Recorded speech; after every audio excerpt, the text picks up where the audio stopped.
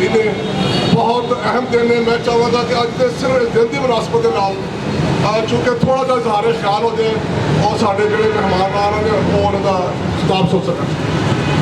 सेठ अफजाल साहब की बरकती सदर कुर्सियाँ ला यार तुम तमाम आने वाले दोस्तों को अस्सलाम वालेकुम रहमतुल्लाह। ਹੁਣ ਦੇ ਦਾਂਗੇ ਜੇਬ ਚ ਪਾ ਲਾ। सब तो पहले शुक्रिया अदा करांगा साडे वसीम हाशमी साहब और भाई आरम खान साहब जिन्होंने इस तकरीब को सजाया है और सारे सारे दोस्तों ने इकट्ठा किया है। अज का जोड़ा दिन है मौला अली की शहादत का दिन है और इन्होंने इस दिन को बड़े असल तरीके के नाल मनाने वास्ते दोस्तों को इकट्ठा किया है। बिल्कुल मौला अली की शहादत ने इस्लाम वास्ते जिहड़ियां लाख कुर्बानियां ने वो साडे और तुहाडे किसी लोगों को छुपिया नहीं गई।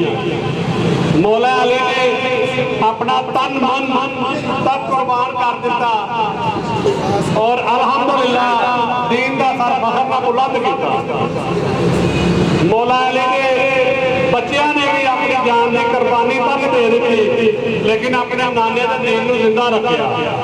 तो मैं दोस्तों तुहाडे सारे दोस्तों को कहांगा कि मौला अली की हिस्ट्री को स्टडी करो।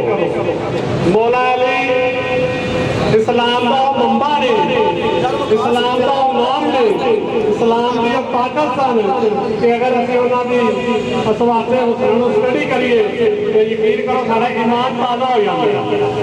मैं अपने जोड़े साढ़े साथी ने जोड़े स्टेज से तशरीफ फरमा ने तमाम दोस्तों का वो जोड़े मेरे सामने बैठे हुए हैं इन्हों का शुक्रिया अदा करांगा कि इन्होंने बार वक्त तशरीफ लिया के इस खूबसूरत प्रोग्राम को रौनक बख्शी।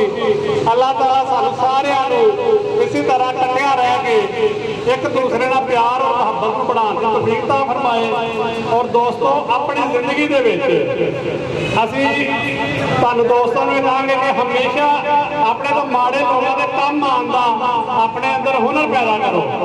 असीं रहमानी पासबान पाकिस्तान के नाम तो अपनी रहमानी बरादरी की तंजीम बनाई है और उन्होंने बनाने का मकसद अपने लोगों को अपने तो माड़े लोगों को और दीगर बरादरी के लोगों को भी नाल लैके चलना है और लोगों के काम आना है। अल्लाह ताला सानू और सारे दोस्तों को इसी तरह लोगों के काम आने की तौफीक अता फरमाए।